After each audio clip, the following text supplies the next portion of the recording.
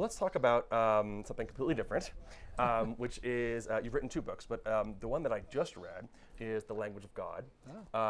And as I was reading it, I started with the impression that I was the intended audience. That is, a person who loves science and medicine and rational inquiry, and I'm an atheist, and I'm a Jewish person, and you're going to tell me why all this makes sense, why religion and science can coexist. And as I got through it, I began to suspect that there was something in here for me, but mainly this was a book for a different audience, which is to say to very, very evangelical Christians in particular, that they should embrace science and need not be afraid of it. Is that a fair assessment? I hoped it was going to be useful for both of those audiences. But I think in reality, the response I've gotten is more from the evangelical, fairly fundamentalist Christians who were threatened by science and felt that the advances that are happening in genomics and even the acceptance of evolution was something that they felt they couldn't really buy into without compromising their biblical faith. And I wanted to reassure them that these two things can actually fit together wonderfully well. And that God gave us two books, the book of nature and the book of the Bible, and they're not going to be in conflict with each other. But I have had some people like you who read it from a totally different perspective and found it useful. I don't know if any of them converted, but I think they found it useful, at least in understanding why atheism doesn't demand you to use science as a club over the believers' heads. You may have other clubs you want to use, but science really doesn't deserve that. Yeah, I mean, I think you make the point that, for me, the really compelling point that people can do their jobs and still have faith, and I think that landed quite well. I did, as I think I mentioned ahead of time, I did want to discuss your friendship with Christopher Hitchens, who of course was a sort of intellectual powerhouse, polemic, and great mind, who called you one of the greatest living Americans. And I was wondering, did he read your book? Do you know? Oh yeah. What did he say? He hated it. He hated it. Well, no, that's too strong. He disagreed with most of the premises. Had many points that he would have liked to have made about arguments that he thought were not completely as compelling as I thought they were.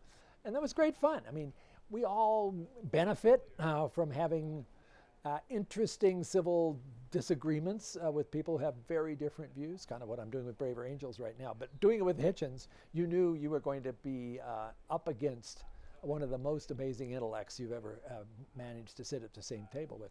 But somebody with a sense of humor, and somebody who, underneath it all, was a gentle person who wanted to be your friend, even though he was tearing down all your beliefs at the same time.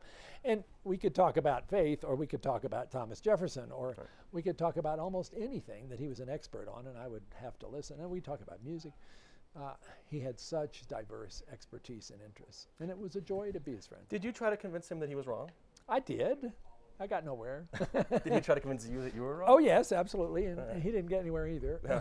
I mean, I think he did help me with some of the arguments that maybe needed some refinement, that were not as crystalline as I thought they were, and his insight helped me. So for instance, if I put out a new edition of The Language of God, which is way overdue, I would revise some of the things based on Christopher Hitchens. It's a good editor to have. Yes. And he's stuck up for people in the past. I mean, he went against Mother Teresa of all people. So he did. You never know with that guy. But I did want to kind of go back to the book and its intent, and because it made me think a lot about, we were talking before about divisiveness, and how I've really come to believe that the only way to convince someone is not from across the aisle, but trusted insiders.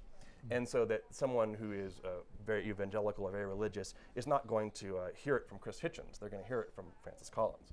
And so since you've written the book and since you sort of announced yourself as, quite frankly, you're top of the medical field, and then also you published a book about faith, this puts you in a very unique situation where you are sort of representing something. And so since the book has come out, have you found yourself in that trusted insider role where you talk to people who are religious about these issues, and do you find that you've made progress?